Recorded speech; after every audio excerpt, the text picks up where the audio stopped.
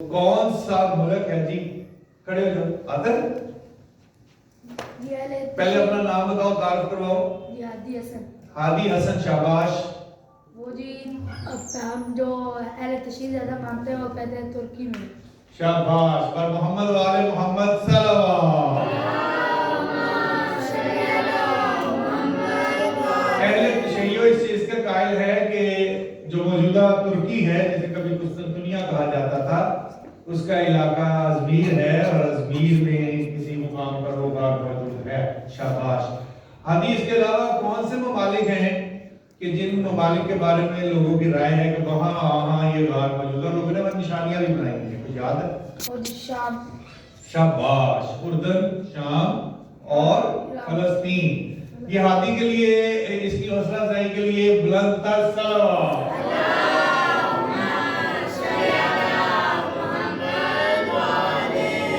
और हादी की हौसला अफजाई के लिए जो हमें इनाम दे रहे हैं ना, ये इनाम, ये सिर्फ पैसे नहीं है, ये इसकी जिंदगी की यादगार है। इसको याद रहेगा कि अपने जमाने के इमाम के सिपाहियों का जिक्र किया था तो मुझे खुदा ने ये इनाम अता फरमाया था।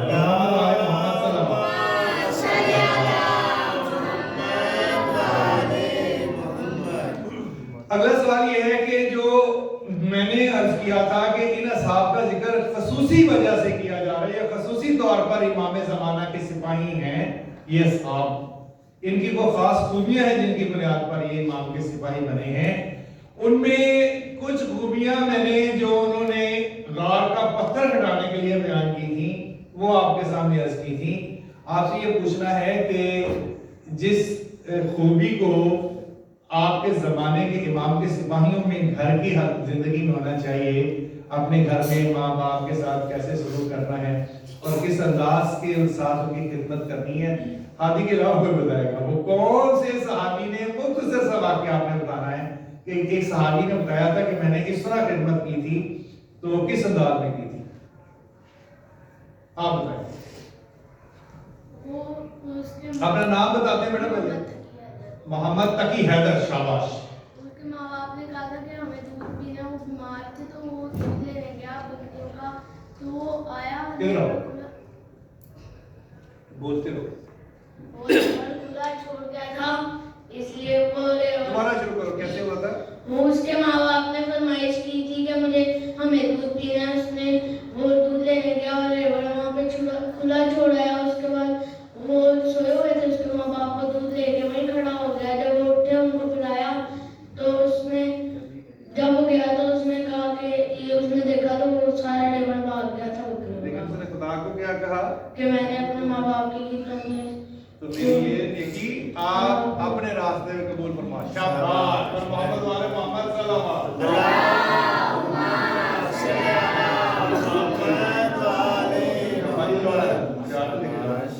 पर मोहम्मद वाले मोहम्मद सल्लल्लाहु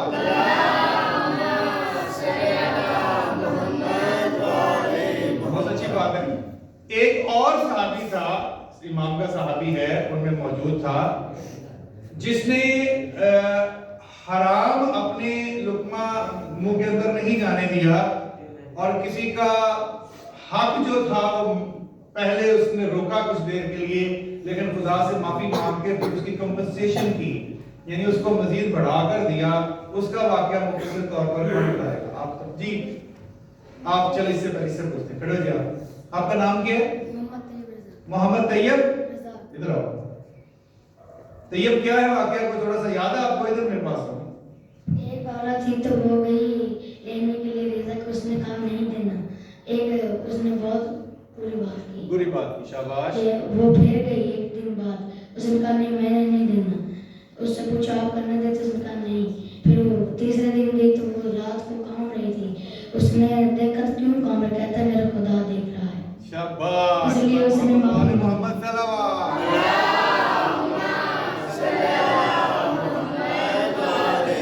उसे क्या सबक मिला इससे? उसने अपने खुदा के हुजूर किया, अपने खुदा से माफी मांगी और कहा कि जो सबको देख रहा है उसकी खातिर मैं अपने गुनाहों की माफी मांगता हूं। शाबाश। पर मोहम्मद वाले मोहम्मद सल्लल्लाहु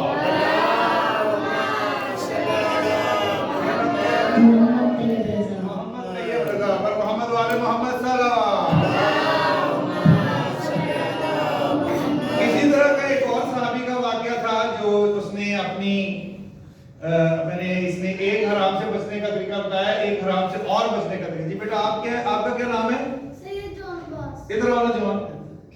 मोहम्मद वाले मोहम्मद सल्लल्लाहु पढ़ते हो? 5C 5C में पढ़ता है। स्कूल कौन सा है? National model school. शाबाश। बोलो जरा क्या है वो वाकया? वो बंदा था, कहता कि मैं बहुत बादशाह करीबा और अमीरों में शुमार होता हूँ। तो ना फिर उसके पास एक दिन एक मजदूर आता है, कहता मुझे काम करना है। तो ना वो काम गलत नहीं कर रहा होता लेकिन सही कर रहा होता है, तो उसे टोकता है। तो ना वो इतना टोकता है कि उसकी बर्दाश्त से बाहर चल जाता है। तो ना कहता है ठीक है, अगर आप नहीं ना मेरे काम से सही तो आपको नहीं अच्छा लग रहा तो मैं चल जाता हूँ। कहता फिर मैं मजदूरी भी नहीं दूंगा। कहता ठीक है। तो वो कहता उसके दिल में रहम आया, कहता आओ ले जाओ। रोता रोता ना कह के चले गया। फिर उसने ना उसकी कीमत जानती। तो ना एक वहाँ उसके पास एक बकरी का बच्चा पैदा हुआ था। तो ना उसने उसको उसके नाम पे रख लिया। फिर ना थोड़ी वो सबर करता गया, उसको पालता गया, उसकी तादाद बढ़ती गई। फिर एक टेबल बन गया। जब वो आया तब उसने उसके सामने पेश किया। तो कहता क्या तुम मजाक कर रहे हो? कहता नहीं। उसने फिर दे दिया उसे। पर मोहम्मद वाले मोहम्मद सल्लल्लाहु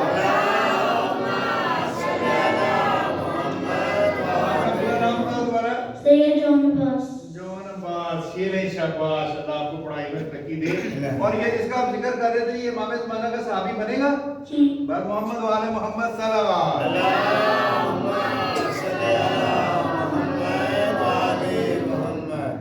इनके जो सहाबे इमाम ज़माना उस गार में लेटे हुए हैं, उनके साथ उनका एक कुत्ता भी है ना, बताया था ना आपको। इनको किसी ने किसी वक्त जाके उठाया था और इन्होंने उसे खास नाम लेकर सलाम किया था। कोई जात थी जो कभी यहाँ पर पहुंची बाग में और ये सोए हुए को उठाया। इन्होंने उठकर उस जात को एक खास लफ्ज से सलाम किया था जो किसी और का नहीं हो सकता। पहले दे चुके जवाब, नहीं आप भी दे चुके हो। कौन बच्चे जिन्होंने जवाब पहले नहीं दिया?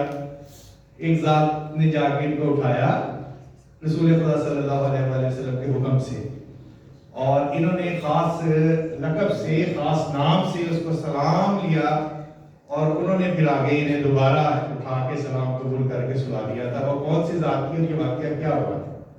तो बताएगा? एक ही हाथ उठा हुआ है। नहीं वो तो नहीं, हाथ काफी उठे हुए हैं। 4-5 में मैं देख रहा हूँ जो पहले बयान कर चुकी हैं वही बच्चे हैं। जी बेटा आप बैठ जाएं। हाथी आप बताएं। नहीं हाथी के इनके चारों के अलावा कोई और, वो जो पीछे बच्चे बैठे हुए हैं, किसने उठाया था और क्या सलाम किया था? जी बेटा याद है? बर मोहम्मद वाले मोहम्मद सल्लल्लाहु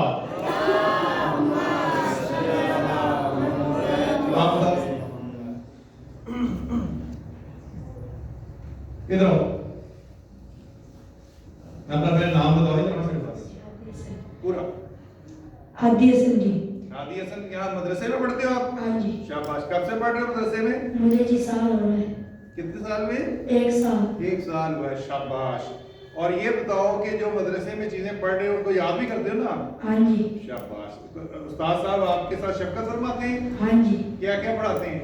वो जी हमें तो क्या बाइक पढ़ा रहे हैं, तहमीर पढ़ा रहे हैं, नबी का मालिम पढ़ा रहे हैं। माशाल्लाह। पर मोहम्मद वाले मोहम्मद सल्लल्लाहु मुख्तसर सा बताना, ये खास खूबी है जो उस दिन मैंने अर्ज की थी, क्या थी? वो जी हज़रत अली अलैहिस्सलाम आए थे और उन्हें उठाया था। पर मोहम्मद वाले मोहम्मद सल्लल्लाहु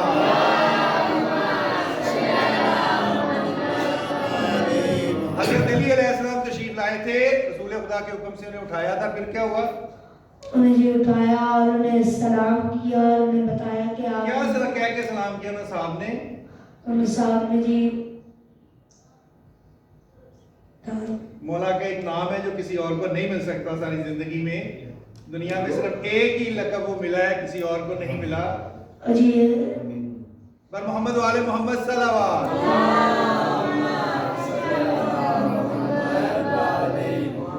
आया याद?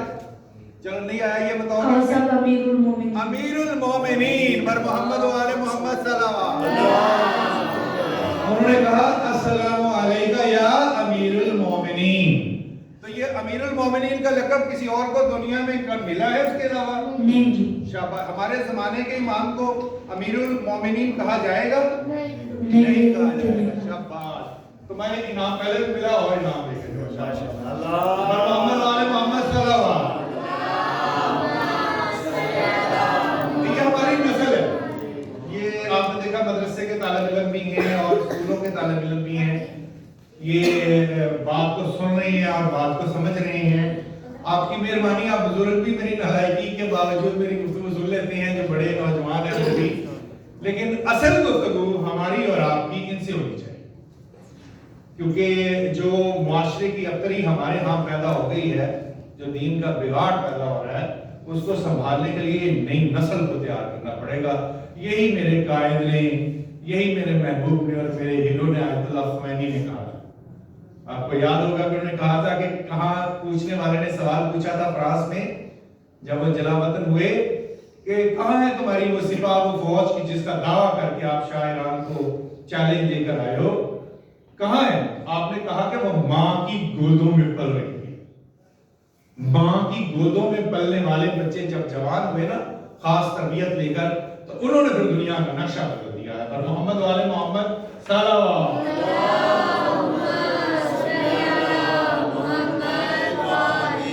کچھ انہی کا بھی ذکر کرنا ہے آج کی خاص طور پر محفل میں.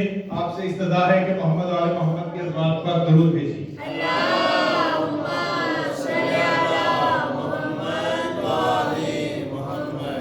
اور دیگر صلوات.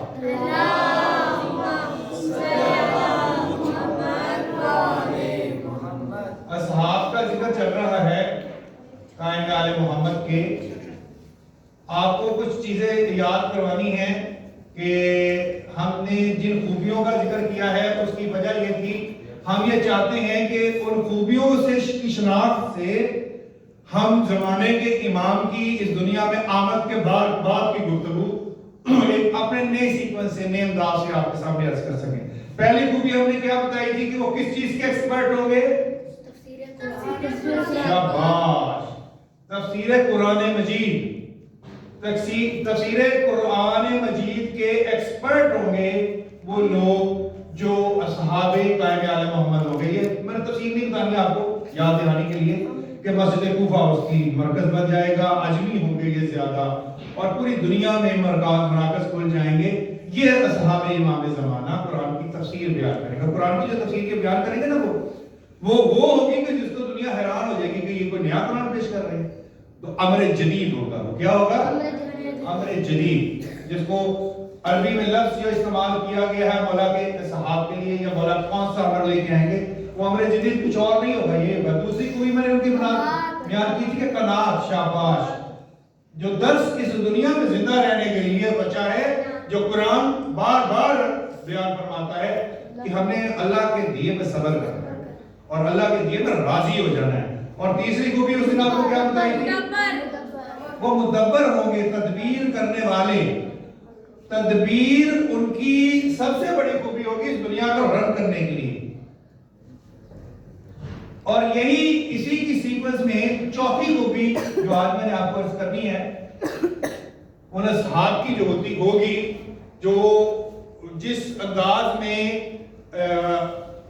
جناب آدم علیہ السلام سے لے کر پیغمبروں تک جنہوں نے اس خوبی کا اظہار کیا ہے, وہ بہت اہم خوبی ہے جو امام زمانہ کے صحابیوں میں کوٹ کوٹ کر بھری ہوگی. یہ ہے مدنیت. اس کو میں آپ کو سمجھاؤں گا کیونکہ لفظ مشکل ہو گیا. یہ معاشرے میں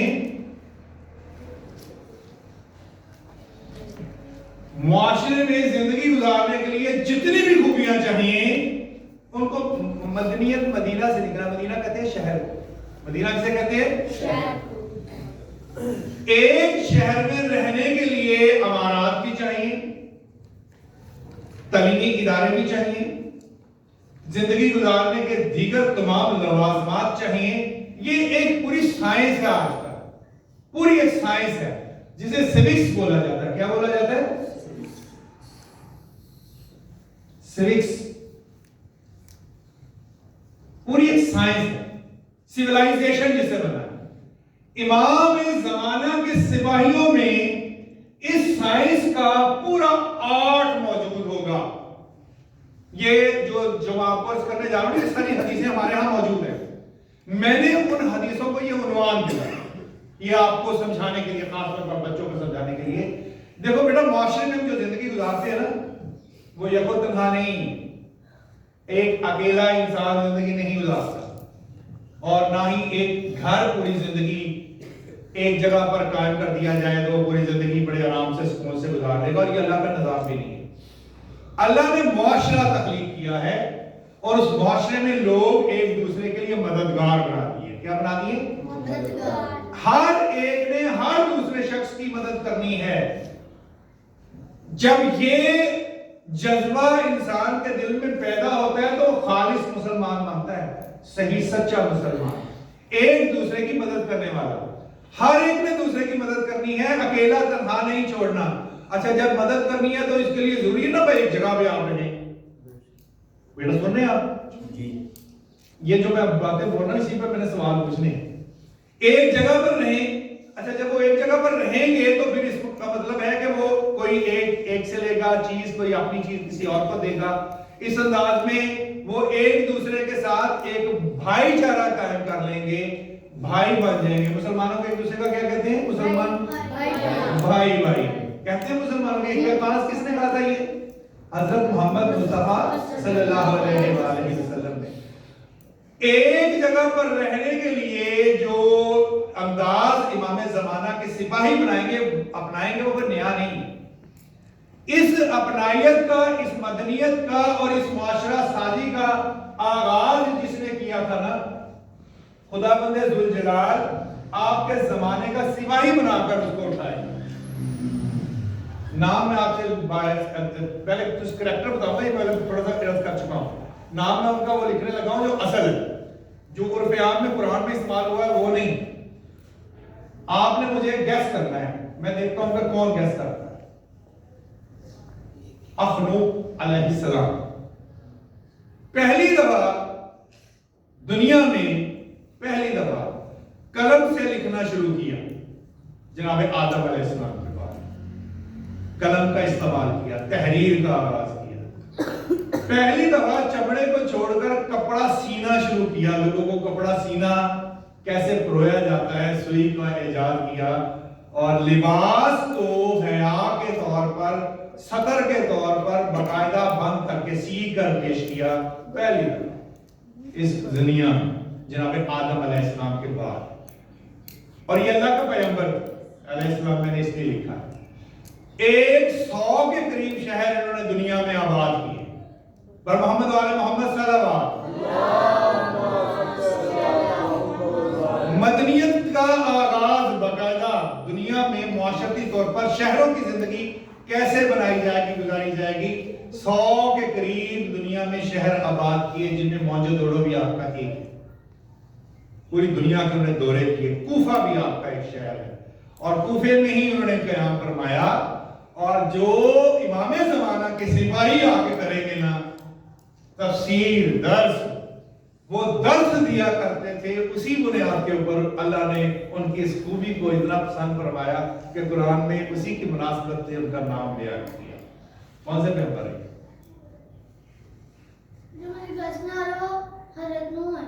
حضرت نوح علیہ السلام. بچے نے بتایا.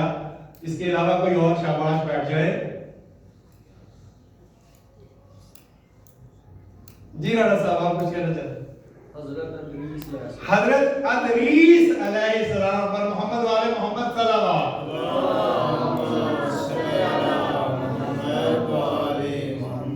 ادریس درس نکلا, درس دینے والا. یہ آپ کے زمانے کے امام کے سپاہی کیوں بنائیں گے؟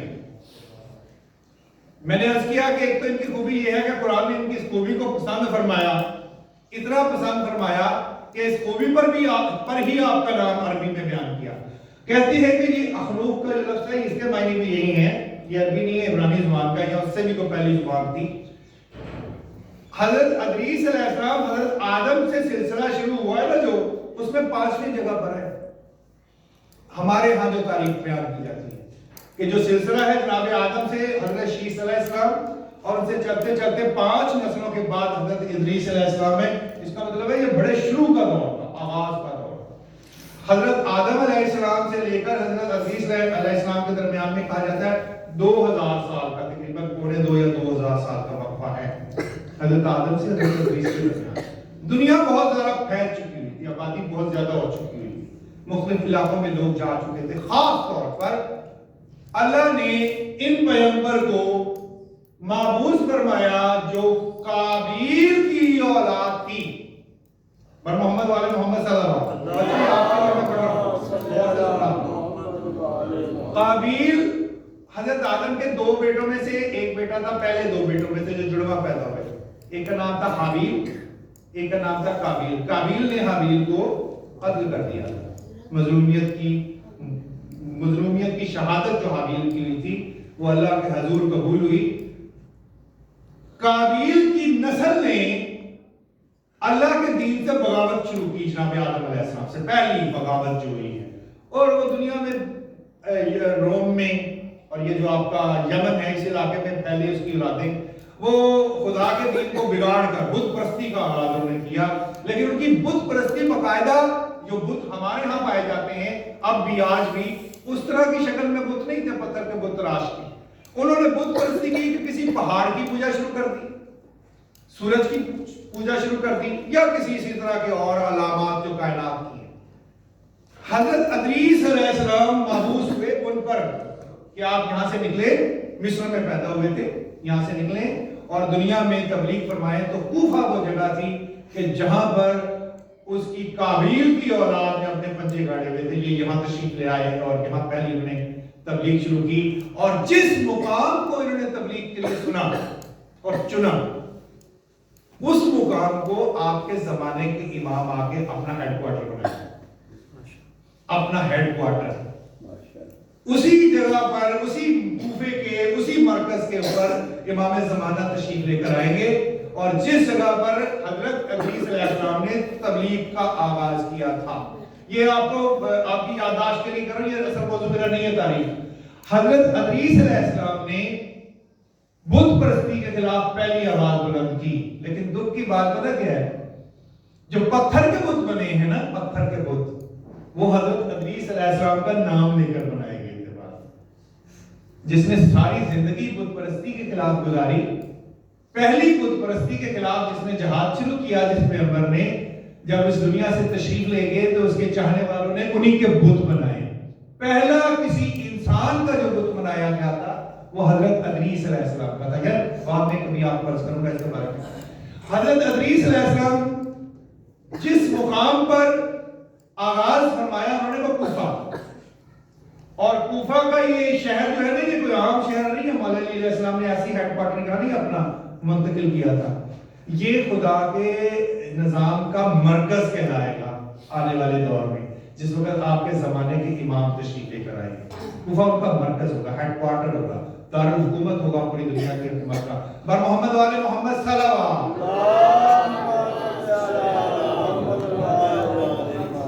انہوں نے پہلا کام جو کیا دنیا میں وہ یہ کیا کہ جب کوفہ شہر کے بنا رہے تھے نا، کوفہ شہر، تو اس وقت اس میں باقاعدہ ایک سیولائزیشن کا انداز اپنایا، باقاعدہ جس طرح آرکیٹیکچر انجینئرنگ، سیول انجینئرنگ میں پڑھایا جاتا ہے کہ گلی کتنی چوڑی ہونی چاہیے، سڑک کتنی ہونی چاہیے، اور گھر سے گھر کا فاصلہ کتنا ہونا چاہیے، اور گھر کتنے ایریے پر مشتمل ہونا چاہیے، کتنے مرلے کا کتنا ہو کہ ایک چھوٹا گھرانہ وہاں رہ سکے، اور بڑے گھرانے کے لیے کیا ہو، اور واڑے کیسے بنائے جائیں، شہر میں کس جگہ پر رکھا جائے، شہر کے کس جگہ سے پانی جو پینے کا پانی ہے وہ داخل کیا جائے، کس طرح نکالا جائے۔ پہلی آرکیٹیکچر انجینئرنگ انہوں نے کوفے پر اپنائی، اور یہاں سے اس شہر کو آباد کر کے اگلے شہر کی طرف، اگلے شہر کی طرف، اگلے شہر کی طرف، کیونکہ ایک کام تو ان کا درس و تدریس تھا جو خدا نے انہیں تفویض فرمایا تھا، جو ہر پیغمبر کا کام ہوتا ہے، ہر پیغمبر معلم ہوتا ہے۔ دوسرا یہ تھا کہ دنیا کو زندگی، اس وقت نئی دنیا تھی، لوگوں کو مدنیت سکھائی جائے کہ اکٹھے کیسے رہا جاتا ہے، بھائی چارہ کیسے قائم ہوتا ہے۔ اتنی محنت فرمائی انہوں نے کہ دنیا کے جس خطے میں بھی گئے وہاں پر وہ مدنیت کا نمونہ چھوڑ کے آئے۔ اگر آپ اس دور کے خنڈرات جو اب نکل رہے ہیں وہ آپ دیکھیں گے, کبھی اسٹڈی کیجئے گا, گوگل پہ آپ کو ملیں گے تو آپ کو نظر آئے گا کہ آج کا جدید شہر اتنا خوبصورت نہیں. اسی لیے جب آپ کے زمانے کے امام آئیں گے نا تو جو مرکزی شاہراہ کسی بھی شہر کی ہو, جسے مین بلوارڈ کہا جاتا ہے, مین بلوارڈ, ہر شہر کی 40 ہاتھ چوڑی کر دیں. 40 ہاتھ سے مراد ہے 40 میٹر. مین بلوارڈ ہر شہر کا, یہ حدیث ہے, 40 ہاتھ چوڑا فرما دیں گے امام. اپنے سپاہی کو حکم دیں گے کہ کوئی شہر ایسا نہ ہو کہ جس کی مین بلوارڈ 40 ہاتھ سے چھوٹی ہو, اور جو جتنی گلیاں ہیں وہ بھی 12 ہاتھ سے چھوٹی نہیں ہوگی. ہر محلے میں بہنے والی, گزرنے والی شاہراہیں جنہیں چھوٹی گلیاں کہا جاتا ہے, وہ بھی 12 ہاتھ سے چھوٹی نہیں ہوگی. ہر شہر مکمل مدنیت کا ایک نمونہ ہو جائے گا. محمد والے محمد صلی اللہ علیہ وسلم. آپ بول تو نہیں ہو رہے ہیں, تو کچھ ٹاپک تو نہیں شروع ہو گیا. ایمان نعرہ حیدری. آپ کے معاشرے میں پہلی ضرورت انسان کے لیے اس کا گھر ہے. یہ میں نے نہیں یہ ڈیڈکٹ کیا, یہ بنانے والے نے ڈیڈکٹ کیا. اس نے آدم علیہ السلام کو جب آپ تشریف لے کے آگے نا, دونوں میاں بیوی اکٹھے ہو گئے اس جگہ پر جس کو مکہ کہا جاتا ہے, میری جدہ اور جناب آدم علیہ السلام اور جناب حوا سلام اللہ علیہ. تو پہلا کام جو کیا تھا نا جبرائیل کو بھیج کے کہ ان کو گھر بنانا سکھاؤ. پہلا جس جگہ پر وہ آپ حتیم ہے نا, جو آپ نے وہ گول سا دائرہ دیکھتے ہیں, وہاں پہ ایک خیمہ لگایا گیا. خیمہ پہلی دفعہ بنا کے جبرائیل نے دکھایا, اور پھر اس کے بعد اسی کی بنیاد پر یہ خانہ کعبہ تعمیر ہوا. حضرت ابراہیم علیہ السلام نے اس کی بنیادوں کو ڈھونڈ کے دوبارہ بلند کیا. جناب آدم علیہ السلام پہلی شخصیت ہے دونوں میاں بیوی جنہوں نے دنیا میں کو گھر بنایا.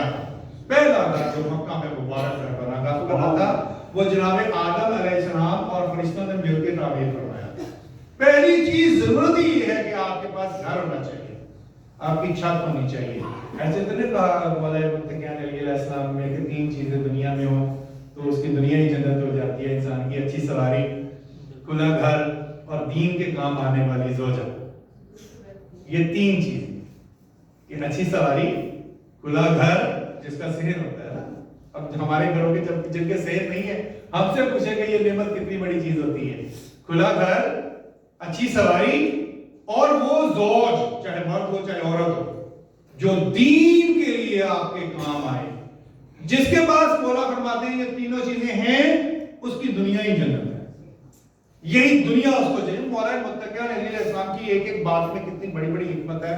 اور خدا جس کو یہ نعمت عطا کر دے, اس کا یہ مطلب نہیں ہے جس کے پاس یہ نہیں ہے تو وہ اپنی جنت پیدا نہیں کر سکتا, لیکن اب اس کو اپنی جنت اگلی دنیا میں پیدا کرنی پڑے گی, اس کو وہاں محنت کرنی پڑے گی.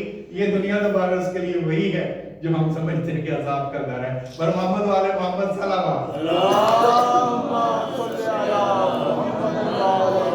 امتحان گاہ ہے ہمارے لیے. تو جو حضرت ادریس علیہ السلام نے یہ سلسلہ شروع کیا تھا نا, یہ سلسلہ آپ کے زمانے کے اصحاب میں انتہا پر ہوگا. ایک بات میں نے آپ کو عرض کی کہ 40 ہاتھ کھول دیا جائے گا مین بلوارڈ کو, شہر تعمیر کیے جائیں گے. سارے شہروں کو, صرف مسجدوں کو نہیں گرایا جائے گا. آج کل جو انکروچر ہے نا, انکروچر سمجھتے ہیں بیٹا آپ کو سمجھانے کے لیے, جو کسی کی جگہ پر قبضہ کر لیتے ہیں, زمین پر قبضہ کر لیتے ہیں, ان کو انکروچر کہتے ہیں انگریزی میں.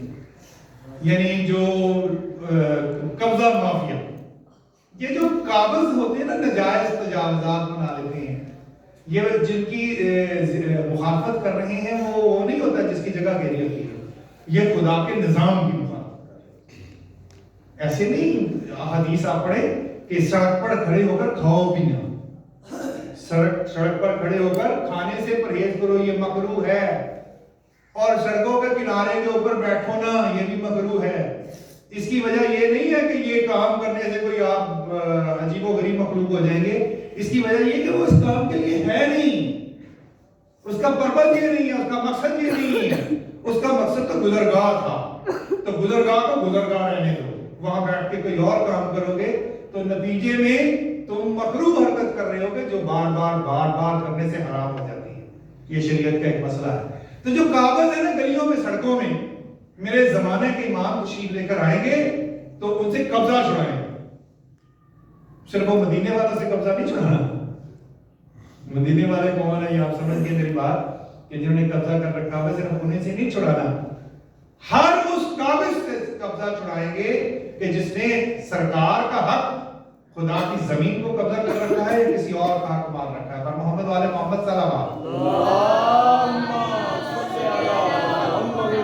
یہ خوبی جو ہے نا مدنیت کی, اس کو باقاعدہ ایک پلان کے ذریعے ڈیزائن کیا جائے گا. میرا دل کہتا ہے, یہ میری خواہش ہے یا میرا وجدان ہے کہ اس کے سربراہ جناب ادریس علیہ السلام ہوں گے, کیونکہ جناب ادریس علیہ السلام نے صرف یہی نہیں سکھایا, انہوں نے دنیا کو پہلی دفعہ یہ بھی سکھایا کہ آنے والے دور سے بچنے کی تیاری کیسے کی جاتی ہے, شہری حکومت کا سربراہ کیا سوچ کے رکھے گا.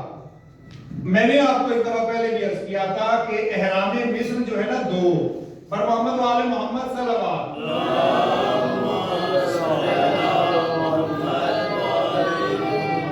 پیرامڈز, مصر میں پیرامڈز ہیں نا بچوں کو سمجھانے کے لیے, پیرامڈ سے احرام کہتے ہیں. مصر میں کچھ عمارتیں ہیں 20 کے قریب, پرانی بنی اس طرح وی شیپ, ہمیں دور سے وی شیپ کی نظر آتی ہے, اس کے اصل میں چاروں ضلع ہیں, یعنی چاروں ضلع سے مراد چاروں دیواریں اس کی موجود ہیں, لیکن وہ وی شیپ میں بنی ہوئی ہیں, اوپر سے نیچے کی طرف بند ہو جاتی ہے. اس کو پیرامڈ بولتے ہیں انگریزی میں. کیا بولتے ہیں؟ یہ جو احرام مصر ہے نا ایجپشن پیرامڈز, ان کی آغاز اور ابتدا جناب ادریس علیہ السلام نے کی تھی.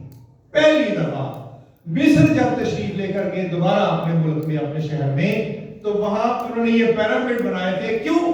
کیونکہ جبرائیل نے ان کو آ کے بتایا تھا آپ کی اولاد میں سے ایک شخص آئے گا جو دنیا کو حق کی طرف بلائے گا, دنیا حق کی طرف نہیں آئے گی.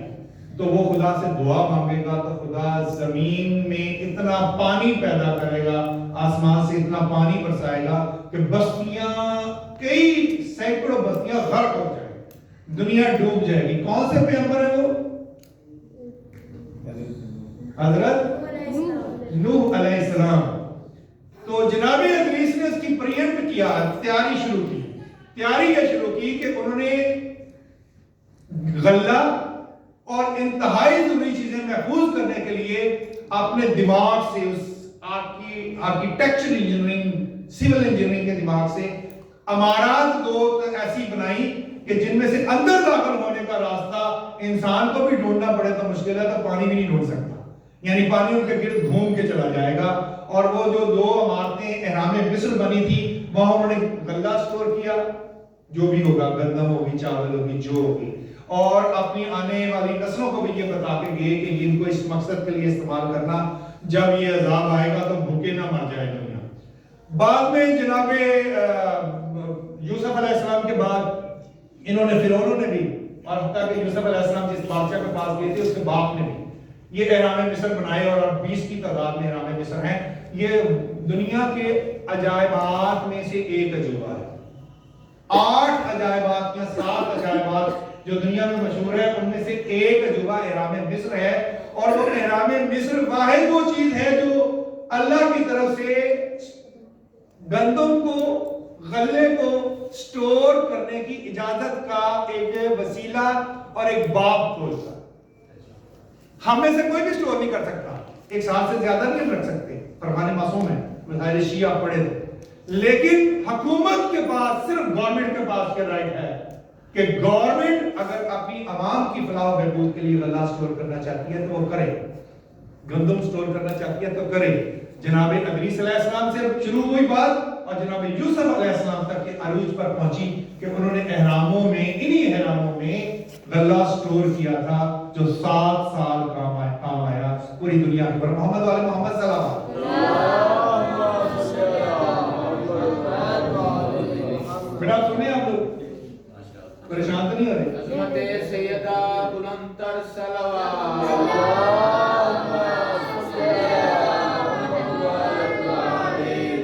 تو جناب ادریس کی یہ جو خوبی ہے نا, آپ کے زمانے کے امام کے ہر سپاہی میں ہوگی, اور بالخصوص وہ جو سربراہ ہوں گے ہر ضلع, شہر دوبارہ گرا کے نئے سرے سے بنائے جائیں. اور آپ کے ہاں تو روایت مسجدوں کی تو موجود ہے نا کہ مسجدیں گرائی جائیں گی اور دوبارہ بنائی جائیں گی اسی پیٹرن پر جس پیٹرن پر پیغمبروں نے بنائی. ایسے ہی تو مسجد کوفہ گرا دی جائے گی، تو باقی ساری مسجدیں بھی گرا دی جائیں گی، تو مسجد احرام کو بھی اصل بنیادوں پہ امام کھڑا کریں گے، اور اسی طرح مسجد نبوی کو بھی اصل بنیادوں پہ قائم کیا جائے گا، اصل ساخت پر واپس لوٹایا جائے گا۔ تو جتنی گروشت شدہ چیزیں ہیں وہ جن کی ہیں ان کو واپس کر دی جائے گی وہ جگہ، اور باقاعدہ وہاں بنائی جائے گی جو مسجد کی روز اول سے جگہ۔ تو یہ جو کام جس کی سربراہی میں میرا یہ وجدان کہتا ہے کہ کیونکہ خوبی امام کے زمانے کے سپاہیوں میں ہر خوبی ایک چیپٹر رکھتی ہے، ایک باب رکھتی ہے، تو حضرت ادریس علیہ السلام کے ذریعے، ان کے سپاہی کے ذریعے جو مدنیت کو ریوائیو کیا جا رہا ہوگا، معاشرے میں دوبارہ سے کس انداز میں مدنیت آئے گی، اور محمد والے محمد صلی اللہ علیہ وسلم۔ اچھا یہاں روک کے میں بچوں کے لیے جو اس ٹاپک سے جڑی ہوئی چیزیں عرض کرتا جاؤں کہ جو لوگ دوبارہ اٹھائے جانے ہیں نا، جو لوگ دوبارہ دنیا میں تشریف لے کے آئیں گے، یہ جو 313 افراد ہیں نا 1313، یہ وہ نہیں ہے۔ ان 313 میں جناب سلیمان فارسی، مالکی اشتر، جناب ادریس، اور جو خواتین کے نام میں نے آپ کو سنائے تھے، وہ خواتین جناب کنوا سلام اللہ علیہ جیسے، جناب ام سلمہ، ان لوگوں جیسے یہ نہیں ہے صرف، یہ وہ ہیں جو مجمع اور آپ میں سے ہیں، اور سب سے زیادہ دنیا میں جن خطوں میں سے ہوں گے وہ خطہ آپ کا یہ ایران ہے، سب سے زیادہ جس خطے میں سے ہوں گے، خود کوفے سے جو عراق کا حصہ ہے، وہاں سے، مصر سے، آپ کے پاکستان سے، ہندوستان سے، اگر آپ کی محبت ہے تو میں آپ کی محبت میں یہ آپ کو عرض کرتا چلوں کہ یہ جو 313 ہیں، یاد رکھیں کہ یہ 313 یہ افراد نہیں ہیں، 313 ہم ہیں جو نسل در نسل امام زمانہ کے، یا اس وقت امام زمانہ کے دین پر ایمان لے کے آئیں گے، ان کی کال پہ لبیک کہیں گے۔ یہ جو خوبیاں ان 313 میں ہیں نا، آلریڈی ہوں گی، پہلے سے موجود ہوں گی یہ خوبیاں۔ یہ 313 ہیں ہی وہ جو پیغمبروں کی خوبیوں کا خلاصہ رکھتے ہیں، جو اللہ کے دیے ہوئے دین کا پورا نمونے کے طور پر سامنے آئیں گے، اور ان کے کردار میں جن میں سے 50 خواتین بھی ہوں گی۔ آپ کی محبت کے لیے میں حدیث آپ کے سامنے پڑھ دوں تاکہ آپ کو پتہ چلے کس کس علاقے سے کتنے کتنے لوگ ہیں۔ بر محمد والے محمد صلی اللہ علیہ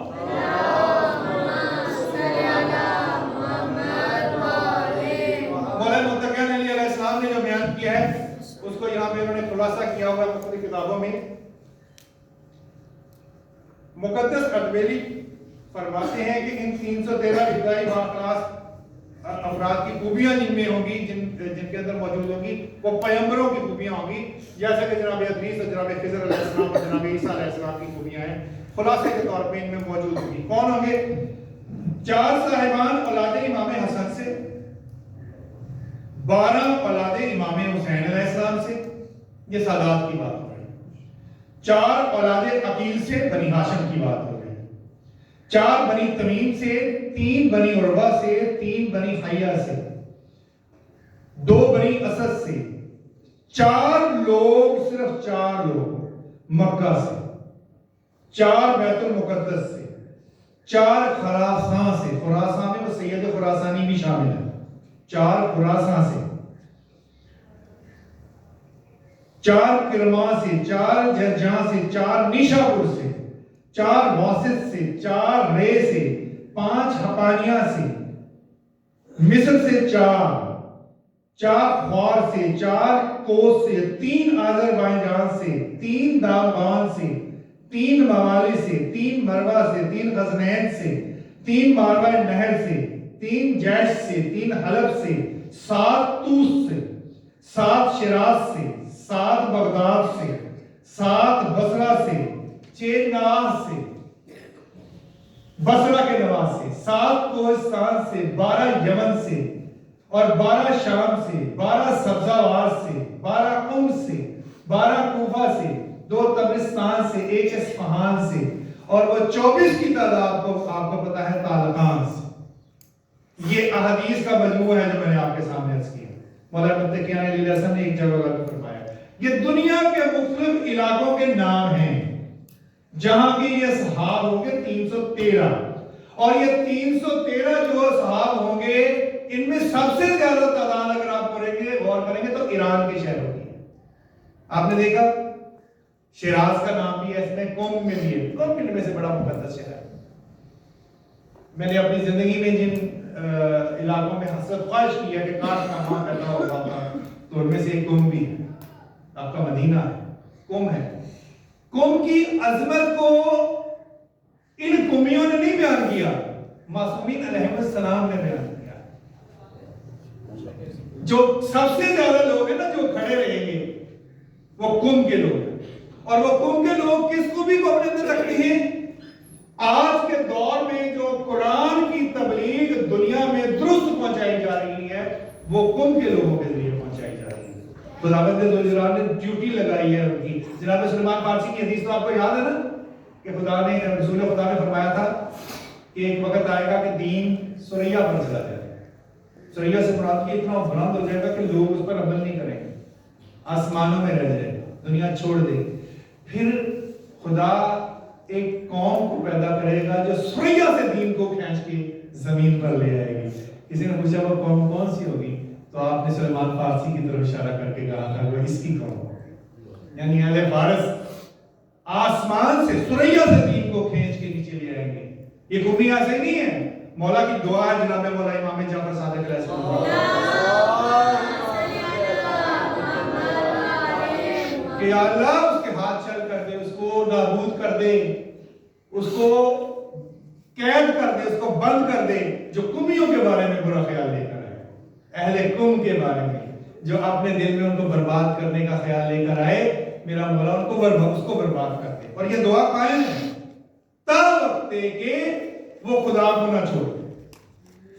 شرط یہ ہے قومیوں کے لیے، یہ فرمان میں موجود ہے کہ تا وقت کہ وہ خدا کو نہ چھوڑ دیں، اس جب تک وہ خدا کا دامن انہوں نے پکڑا ہوا ہے دنیا کی کوئی طاقت ان کو برباد کرنے کا سوچے کہ خود برباد ہو جائے گی۔ یہ آپ لوگوں نے اس کا پریکٹیکل دیکھا ہے، آپ بچوں کو سمجھانے کے لیے یہ جو بیٹھے نا بڑے انہوں نے اس کا پریکٹیکل دیکھا ہے۔ امریکہ کی مدد حاصل تھی عراق کو، ایران عراق جنگ میں 5 طیارے اسرائیل سے عراق کی مدد کرنے کے لیے امریکہ کے اڑے، اسرائیل سے 5 طیارے، ہوائی جہاز، جنگی جہاز، بمبوں سمیت، جن کی خوبی یہ تھی کہ وہ جس جگہ پر سے گزرتے تھے وہاں کی نیچے سے زمین سے مشینری جیم کرتے، آج بھی ہے، یعنی گھڑی چل رہی ہے نا، گھڑی جب وہ اوپر سے گزرتے تھے تو گھڑی بند ہو جاتی تھی۔ خدا کو انہوں نے اتنی طاقت سے، اتنی عقل مندی سے وہ جہاز بنائے تھے، ان کو روکا نہیں جا سکتا تھا، ریڈار میں وہ آتے نہیں، بلیک برڈ جن کو کہا جاتا ہے، بلیک برڈ، اب بھی وہ ریڈار میں نہیں آتے، بہت تھوڑے ہیں امریکہ کے پاس۔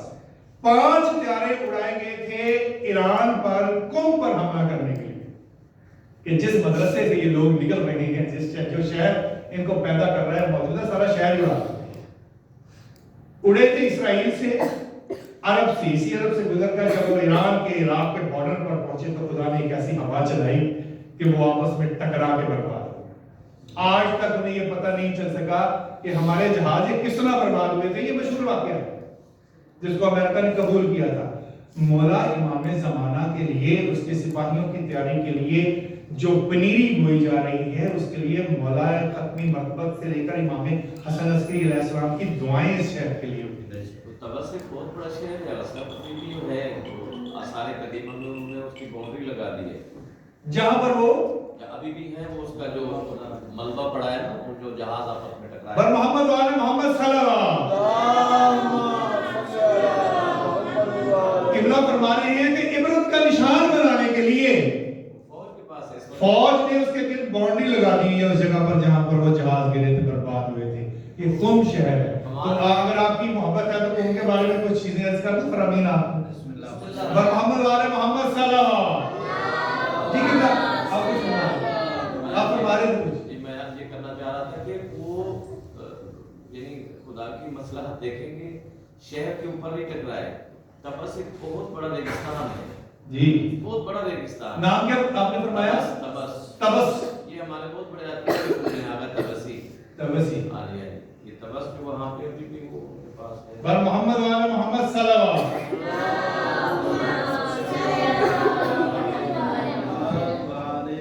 ایک گروہ مولا امام جعفر صادق علیہ السلام کی خدمت میں حاضر ہوا اور اس نے کہا کہ ہم رے سے ہیں. تہران کو رے کہا جاتا ہے, اور تہران کے علاوہ بھی بہت بڑا علاقہ تھا جو رے کہلاتا تھا. تو آپ نے فرمایا ہمارے کمی بھائیوں کو مبارک. ان لوگوں نے چند بار تکرار کی کہ مولا ہم رے سے ہیں, یعنی کم سے نہیں, ہم رے سے ہیں. آپ نے فرمایا وہی جو پہلی بات تھی, کہا کہ خداوند عالم نے حرم مکہ سے, رسول خدا کو حرم مدینہ سے, اور کوفہ کو امیر المومنین سے, اور ہمیں شہر کم سے نسبت دینی ہے. یہ وہ معمولی چیز نہیں ہے. مولا امام جعفر صادق علیہ السلام فرمانے ہیں کہ اپنے آپ کو اس نے مکہ سے نسبت ہی دی جاتی ہے نا, اللہ کسی کہیں رہتا تو نہیں ہے. محمد مصطفیٰ صرف مدینے کے نبی تو نہیں تھے, نسبت دی جاتی ہے مدینہ. اور کوفہ جو ہے مولا متقین علی علیہ السلام سے نسبت قرار پا گیا. آپ فرماتے ہیں باقی سارے ہمیں خدا نے کس سے نسبت دی؟ قوم سے نسبت دی. پر محمد والے محمد صلی اللہ علیہ وسلم ان قریب بارے دیگر صلی اللہ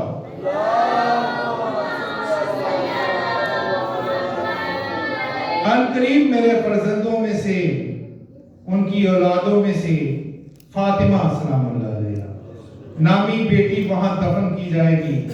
جو بھی اس کی زیارت کرے گا اس پر بہشت واجب ہو جائے گی.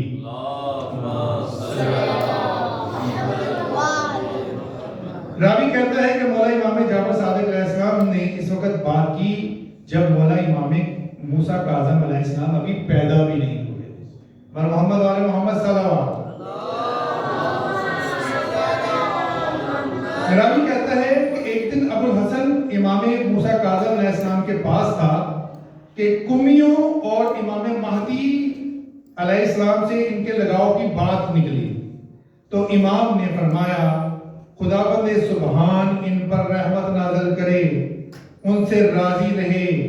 اس کے بعد اپنی بات کو جاری رکھتے ہوئے فرمایا کہ بہشت کے 8 دروازے ہیں, اس کا ایک دروازہ کم والوں کے لیے کھولا جائے گا. اور محمد والے محمد صلی اللہ علیہ وسلم برگزیدہ افراد میں سے ہیں, ہمارے شیعہ ہیں. خداوند عالم نے ہماری ولایت اور دوستی ان کی تینیت میں شرط میں ملا دی ہے. ولایت محمد والے محمد. اچھا یہاں روک کے آپ کو ایک بات عرض کروں, فراہمی اور بھی میں نے عرض کر دی. ہمارے ملک میں بالخصوص جب ایران عراق کی جنگ جاری تھی نا, ایک پراکسی وار شروع ہوئی.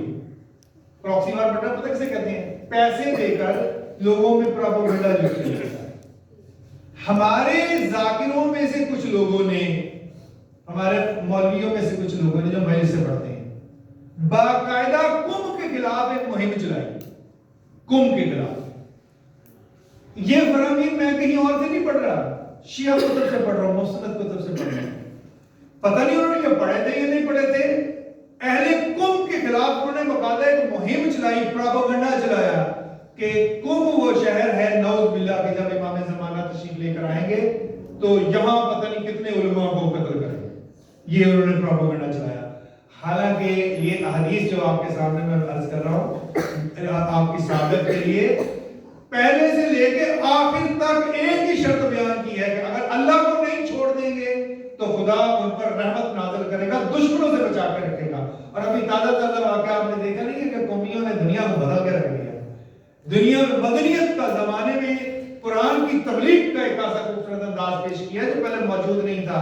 امر جدید زندہ ہو رہا ہے, اس لیے سب سے زیادہ لوگ جو امام کی سپاہ میں شامل ہوں گے وہ یہی قوم سے ہوں گے. پر محمد والے محمد صلی اللہ علیہ وسلم. اب جو میں نے آپ کو دروازے والی حدیث سنائی ہے, یہ حدیث کہیں اور سے نہیں سنائی ہے, شیعہ کتب میں لکھی ہوئی ہے. اس حدیث سے اندازہ کریں کہ خدا نے کیسا انتظام فرمایا ہے کہ قوم کو جنت کے اعتبار سے بھی 8 میں سے ایک حصہ عطا کیا ہے. قوم سے مراد صرف قومی نہیں ہے, وہاں کے رہنے والے نہیں. قوم سے مراد ہے پوری دنیا میں جو قوم کے تھاٹ کے اس وقت فالوور ہیں. अगर मेरे नुक्ता नजर से देखा जाए, हर शहर अपनी जगह पे मुकद्दस, अखबारियत अपनी जगह पे मुकद्दस, बाकी अलूम भी अपनी जगह पे मुकद्दस, लेकिन कुमियों ने जो असूलियत का दायरा पूरी दुनिया में वसी किया है ना तकलीद का, और तकलीद के जरिए मासूमीन अलैहिस्सलाम तक पहुंचने का और वहां से खुदा तक पहुंचने का, ये जो सिलसिला उन्होंने बयान किया ना, इतना खूबसूरत है कि पूरी दुनिया इससे मुतासिर होकर इसको अपनाने की कोशिश कर रही है। ये हक्का, दीन हक्का की अलामत है। तो कुल को मानने वाला जहां जहां पर मौजूद है उनके इस फलसफे का, वो उसी फलसफे पर कायम है। मैं वहां नहीं भी हूं तो मैं अपने आप को तसव्वुर करता हूं। 2 मट्टियां इमाम ने बरहक खत्मी मकबत मोहम्मद मुस्तफा के सामने जिब्राइल ने पेश की थी, एक करबला की और एक कुम की। करबला की जब पेश हुई तो आप रोए थे, आपको पता है, और फिर उसके बाद कुम की मट्टी पेश की गई थी, सुर्ख रंग की मट्टी। तो आपने जब वो देखी तो कहा ये तो पहले ही सुर्ख है। तो फरमाया कि यहाँ से वो लोग उठेंगे कि जो आपके बेटे के वो ऊपर होने वाले जुल्म का बदला लेंगे और आपके बेटे के सिपाही बनेंगे। ये कुमियों की खूबियां आपके सामने अर्ज कर रहा था। अगर आपको पसंद आई है तो उनकी बरकत के लिए, उस शहर की बरकत के लिए सलाम।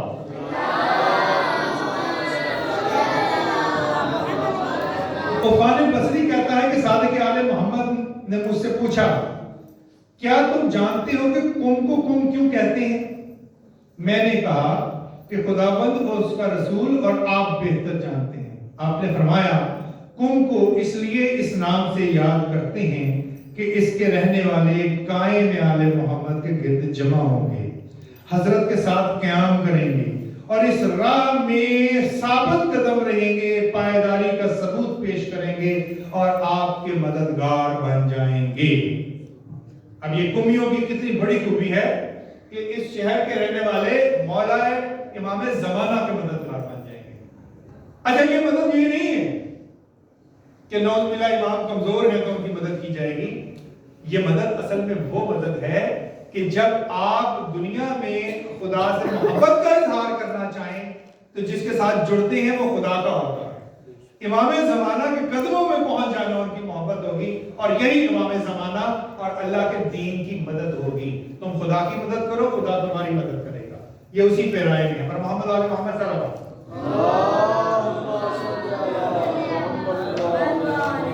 और जो इसका खाका इस वक्त दुनिया में पेश किया जा रहा है, बयान किया जा रहा है कि हमें किस तरह एक यूनिफाइड, एक कंबाइंड, एक फैमिली, एक माशरती निज़ाम के साथ जिंदा रहना है। जो कुरान की तफसीर बयान हो रही है वो सबसे ज्यादा उसी शहर से बयान हो रही है। उस शहर से मुराद ये नहीं है कि वो एक शहर के लोग वहां के रहने वाले, एक मदरसा है वहां पर, उस जगह पर एक मदरसा है जहां उस मदरसे के कयाम का जो उसका पहला प्रिंसिपल था ना उस मदरसे का, जिसने वो कायम किया है, वो है जिसको आपके जमाने के इमाम ने कहा मेरा भाई, और सिर्फ भाई नहीं कहा, बुरादरे मुफीद, नाम उनका मोहम्मद था। बुरादरे जी, राणा साहब ऐसे ही है ना जी, मेरा फायदा लेने वाला भाई। ऐसा नाम पसंद आया, ये किताब हमें पसंद आया कि हम आज तक उनको शेख मुफीद अलहरामा के नाम से जानते हैं, क्योंकि इमाम की चिट्ठी उनके नाम से आई थी, बुरादरे मुफीद। पहले प्रिंसिपल उस मदरसे के वो थे कि जिनको मौला ने अपना भाई कहा, अपना ब्रदर कह के खिताब किया है। तो शेख मुफीद अला रहमा वो पहले शख्स हैं जिन्होंने इस दुनिया में मौला इमाम हसन अस्करी अलैहिस्सलाम के फरमान के पस मंजर में एक असूलियत का, तकलीद का निजाम मुरतब करके पेश किया है। ये आपकी मोहब्बत में आपको अर्ज करता हूं। मौला इमाम हसन अस्करी अलैहिस्सलाम ने फरमाया था कि उनके पीछे लगना जो अपने नफ्स की हिफाजत करने वाले आलिम हो, नफ्स की हिफाजत करने वाले, अल्लाह के दीन पर कायम रहने वाले, 4-5 खूबियां मौला ने बयान की और कहा आगे कि तुम पर वाजिब है कि उनकी तकलीद करो। ये फरमान तमाम शिया कुतुब में मौजूद है। तो शेख मुफीद ने मौला इमाम हसन अस्करी अलैहिस्सलाम के इस हुक्म से उस जगह का बुनियाद रखी, उस मदरसे की बुनियाद रखी कि इस दुनिया में ऐसे लोग पैदा किया जाए जो नफ्स से हटकर, कुरान को बेचने से हटकर अल्लाह के दीन को अपनी जात पर अप्लाई करें, लागू करें और फिर इल्म के तौर पर पेश करें। तो वो जो मखलूक होगी ना, वो मखलूक इमाम ज़माना की सिपाही बनेगी।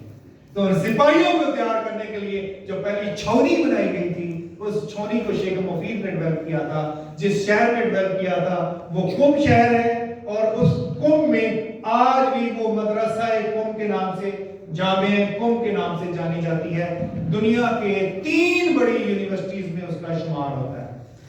3 بڑی یونیورسٹیز جامعہ ازہر کے لیول کی. پر محمد وال محمد صلی اللہ علیہ وسلم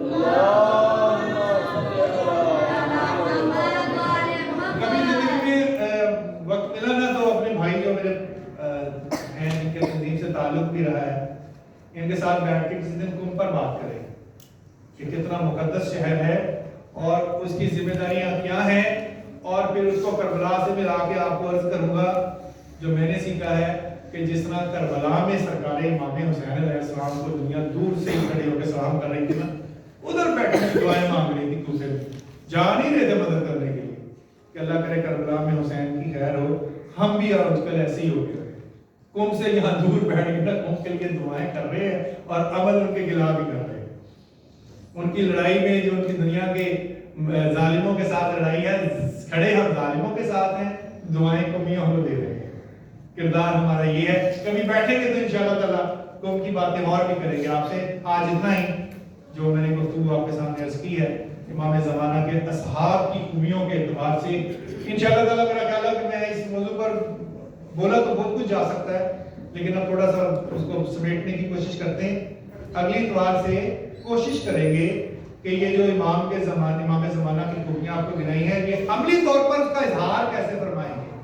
وہ جو جنگ مولا مکے سے نکلیں گے تو لڑیں گے، مدینہ تشریف لائیں گے، پھر کوفہ تشریف لے کے جائیں گے، اور پھر اس دنیا پوری کا دورہ فرمائیں گے جناب عیسیٰ علیہ السلام کے آنے کے بعد. وہ ایک کہانی کے طور پر، سٹوری کے طور پر جو بچوں کو یاد رہ جاتی ہے، عرض کرنے کی کوشش کروں گا. آپ سے استدعا ہے کہ کوئی سوال کرنا چاہتا ہو اس موضوع پر، میرے علم میں اضافہ کرنا چاہتے ہوں، بچوں میں سے، بڑوں میں سے، خواتین میں سے، جو بھی اس موضوع پر جو ہم نے کی ہے، اگر میرے علم میں ہوا تو اس کا جواب دینے کی کوشش کروں گا، یا محفل کا معلومات بڑھانے کے لیے کوئی کچھ بیان کروانا چاہتا ہے.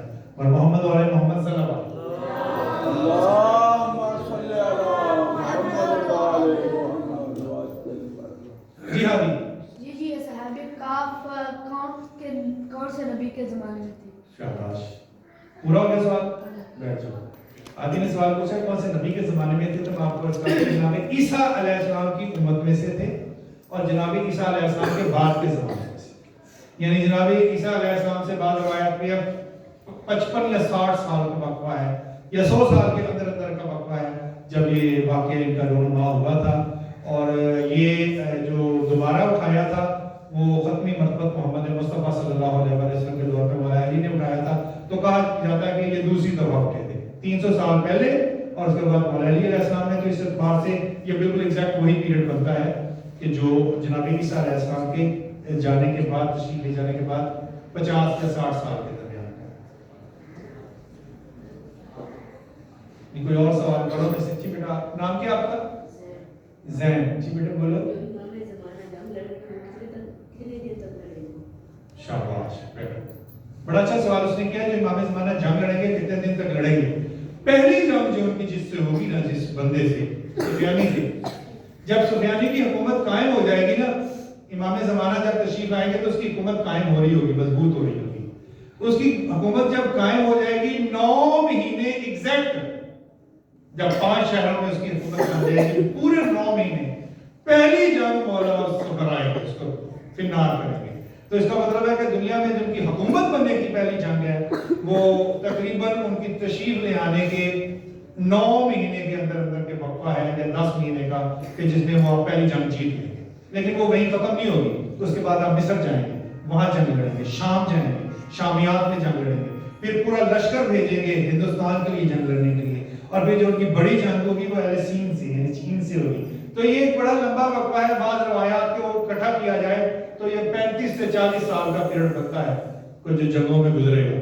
تو اس کے بعد دنیا میں امن قائم ہو جائے گا، اور پھر کوفہ مرکز بن جائے گا امن کا، اقوام متحدہ کے طور پر. جی بیٹا. جو صحابی جو جنگ لڑیں گے 9 مہینے کی، ان میں ان کے صحابی ہوں گے؟ شاباش بیٹے، بالکل صحابہ ہوں گے، کیونکہ امام کسی جادو سے، کسی میجک سے، کسی معجزے سے جنگ نہیں لڑیں گے. इंसान खुदा का खुद मौजूदा है। इंसान, वो इंसान की वो सलाहियत सामने लेके आएंगे कि इंसान बादल से टकराएगा और हक कायम करेगा, जिसका वादा खुदा जलाल ने रोज़े फ़लस्त फरमाया। तो इंसान लड़ेंगे, हम लड़ेंगे, इमाम ज़माना के सिपाही लड़ेंगे। इमाम ज़माना की तो सरबराही होगी, क्योंकि वो इस दुनिया में हमारी इमामत के लिए भेजे गए हैं। वो इमामत फरमाएंगे, काम हम करेंगे इंशाअल्लाह। हज़रत इदरीस की उम्र कितनी थी? हज़रत इदरीस की उम्र में के बारे में 3 या 4 रवायत है। बैठ जाओ, शाबाश। नाम क्या तुम्हारा? मोहम्मद तैयब रज़ा। तैयब। 3 या 4 रवायत है। पहली रवायत जो सबसे कम उम्र की है वो 67 इयर्स की है। 67 में उसने 67 साल, 66-67 साल। दूसरी रवायत उनकी 350 साल की है, और चौथी रवायत तकरीबन 250 और 240 साल की। लेकिन जो अहले तशय्युअ हैं वो उनकी तवील उम्र के कायल हैं, तो वो 300 या 250 साल की जो रवायत है उन पर खड़े हैं। हज़रत इदरीस अलैहिस्सलाम के मिस्री ज़बान में भी कोई नाम है और यूनानी ज़बान में, इसलिए फिर उम्र ज़्यादा ही साबित है। अगर यूनानी नाम भी है तो फिर वो यूनान तक भी गए हो। माशाअल्लाह। ये इदरीस उनका यूनानी नाम है और हरबस उनका मिस्री नाम। और मोहम्मद आले मोहम्मद सल्लल्लाहु अलैहि वसल्लम। जी राणा साहब, आपने जो मालूमात में इजाफा फरमाया महफिल की, बड़ी खूबसूरत बात है, क्योंकि उन्होंने सारे शहर बात किए थे, जहां जहां गए फिर उनके वो वहां उनके नाम पड़े, उनकी रसाई मौजूद है, अब भी मौजूद है। और ये जो उनका अखनुक नाम है ये भी उसी इलाके के एतबार से है जो ज्यादा उनकी किताबों में मौजूद है। जी, जो आपने बात की थी तफसीर कुरान की अमर जदीद के हवाले से, मैं ये पूछना चाह रहा था कि जब ये असहाब आएंगे और आपने कहा था कि जो ये तफसीर करेंगे वो पहले लोगों को नहीं पता होगी, तो जो कुरान के अंदर हमारे अलूम छुपे हुए हैं, अभी तक भी इसके ऊपर काफ़ी रिसर्च हो रही है, तो क्या जब ये आएंगे तो वो तमाम चीज़ जाहिर कर देंगे जो कुरान मजीद के अंदर छुपी हुई हैं? आपका इसमें नाम ही मिकदाद है। मिकदाद हैदर साहब ने बड़ा अच्छा सवाल किया, बड़ा पेटेंट सवाल है, लॉजिकल। ये जब तशरीफ ले आएंगे ना तो कुरान के सारे अलूम इनकी तफसीर से जाहिर हो जाएंगे। जितने भी कुरान के अलूम इस दुनिया के लिए जरूरी हैं, चाहिए, जो कुरान में छुपे हुए हैं, असल में छुपे हुए तो अब भी नहीं है। जो बंदा कुरान की तफसीर फरामीन मासूमीन अलैहिस्सलाम से पढ़ता है और अकीदे के साथ पढ़ता है, वो अलूम उस पर भी जाहिर हो जाते हैं। वो इमाम ज़माना का सिपाही, अलूम की कशफ उसको हो जाता है, नजर आना शुरू हो जाता है। सूरज से लेकर जमीन तक का एग्जैक्ट फासला मौला अली अलैहिस्सलाम ने बताया हुआ है। अगर आप तफसीर नूर सकलैन पढ़े तो एग्जैक्ट फासला जो अभी उतना ही है जमीन का सूरज के दरमियान। तो जितने भी अलूम है ना इस कायनात की तख्लीक के, कुरान की तफसीर के पैराए में मौजूद है। वो सिर्फ उनको बयान करेंगे, जब वो बयान करेंगे तो लोगों को ज़हन में आएगा यार ये चार चीज तो हमने पहले भी सुनी हुई है, लेकिन सुनी हुई चीज का असल मफहूम क्या है अब पता चला है। तो ये तो एक साइंटिफिक फार्मूला है, ये तो साइंस की बुनियाद है, ये तो जदीद दुनिया में जिंदगी गुजारने का एक असूल है। तो वो उनको तफसीर उनकी बयान की हुई अमरे जदीद लगेगी कि एक नया हुक्म आ गया है, असल में वो नया हुक्म नहीं होगा, उसी कुरान में से मौजूद होगा।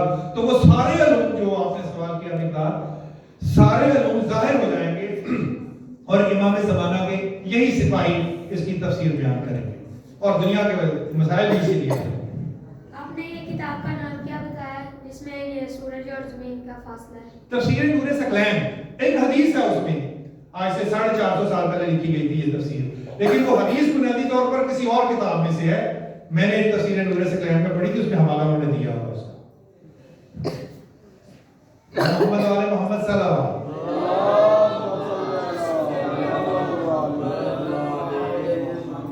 और कोई सवाल पूछना चाहते हैं? क्वेश्चन है, ये जो टेक्नोलॉजी हम मौजूदा इस्तेमाल कर रहे हैं या हाई लेवल की टेक्नोलॉजी है, ये मौला के ज़ुहूर के बाद चलेगी या बाद उलमा का ख्याल है कि खत्म हो जाएगी? जिनका ये ख्याल है कि खत्म हो जाएगी, उसकी वो दलील कोई पेश नहीं करते। वो उसकी दलील ये पेश करते हैं कि इमाम जो है वो सबसे ताकतवर हो जाएंगे, तो लिहाजा इमाम के हाथ में वलायत तकवीनी है, तो वलायत तकवीनी को इन चीजों की जरूरत नहीं है, ये उसकी दलील पेश करते हैं। लेकिन ऐसे नहीं, ये मदनियत है, ये इंसानियत है, इसकी तरक्की है, मिराज है। साइंस, यहाँ पे आपके सवाल के जवाब में अर्ज कर दूं, मुज्तहिदीन खासतौर पर अगला तबाई जदीद दौर के सबसे बड़े मुफस्सर, जदीद तरीन दौर के सबसे बड़े मुफस्सर, وہ فرماتے ہیں کہ قرآن میں جہاں جہاں پر علم کا ذکر ہے نا، علم کا لفظ کا ذکر ہے، اس کا مطلب حدیثیں یاد کرنا یا حفظ کرنا نہیں ہے، اس کا مطلب سائنس ہے جہاں جہاں قرآن میں۔ تو میں عرض کر رہا ہوں کہ یہ جو علم نے عروج حاصل کیا ہے نا، جدیدیت بڑھ گئی ہے، سائنس بہت آگے چلی گئی ہے، یہ قرآن ہی کا ترجمہ ہوا، چاہے ہم نہیں سمجھ پائے، چاہے انہوں نے اپنے دماغ سے کیا ہے، ان کی مہربانی، ان کے دماغ میں جو کمپیوٹر فٹ تھا وہ خدا کا فٹ کیا ہوا تھا، اس کو ڈھونڈ رہے ہیں، سچ کر رہے ہیں، اسی کو یوز کریں گے امام زمانہ، اسی کو استعمال کریں گے امام زمانہ، اس میں بڑھوتری فرمائیں گے۔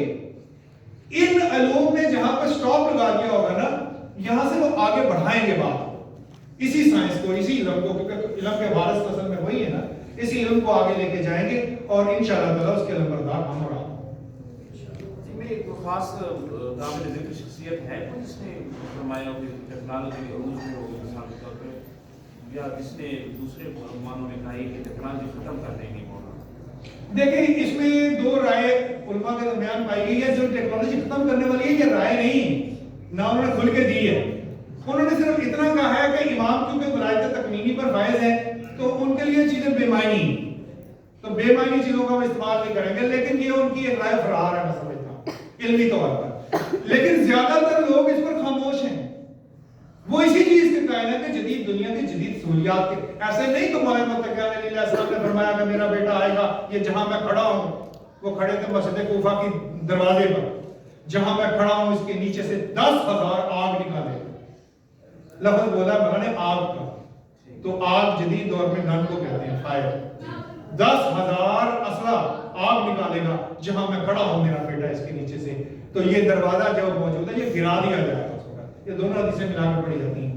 تو مولانا امام زمانہ جو کچھ بھی کریں گے وہ اس جدید پہ رائے نہیں کریں گے، کیونکہ وہ جدید دور کے امام ہیں، ان کی امامت کا دور یہ ہے، تو جو ان کی امامت کا دور ہے اسی دور میں رہ کے کہیں گے، اسی لیے تو مولانا متقی علیہ السلام نے یہ حدیث بیان کی ہے نا کہ سورہ حدید کی آخری پہلی 6 آیات اور سورہ اخلاص تمہارے لیے نہیں ہے، آپ نے دور کے لوگوں کو بتا رہے ہیں، یہ ایک دور آئے گا جو اس میں سے خزانے نکالیں گے۔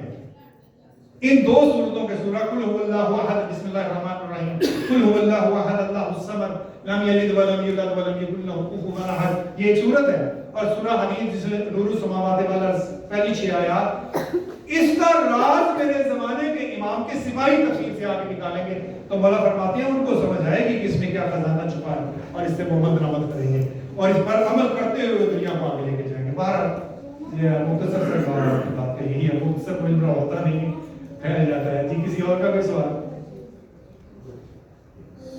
پر محمد عالم جی بیٹا صلوات۔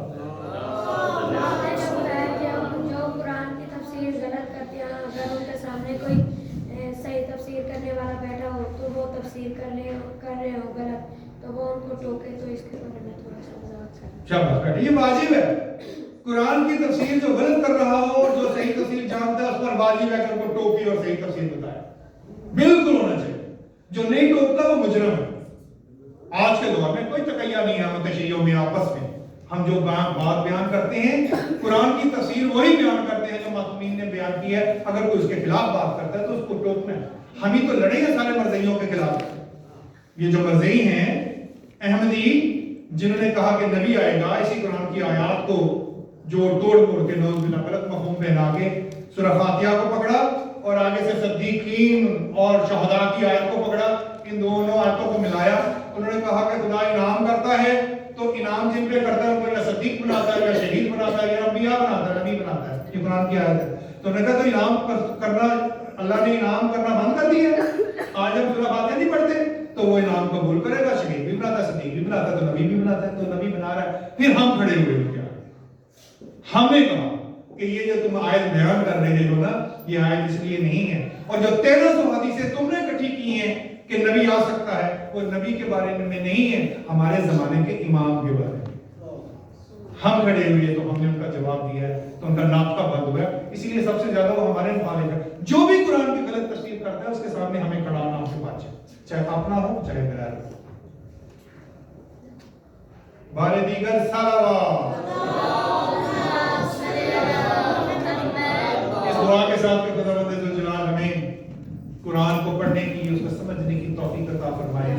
और इस दुआ के साथ कि खुदावंद जुल जलाल हमें साबित कदम रखे, अपने ज़माने की सिपाह में शामिल होने की जो नीयत लेकर हम पैदा हुए या खड़े हुए हैं, आप लोगों से इस्तदा है कि अपने ज़माने के इमाम को अपनी ये अहद पहुंचाने के लिए बच्चे तशरीफ आएं और दुआए इमाम ज़माना की तिलावत करें, ताकि हम एक दफ़ा फिर दोहराएं अपने ज़माने के इमाम के साथ अहद को और उन्हें याद रखें।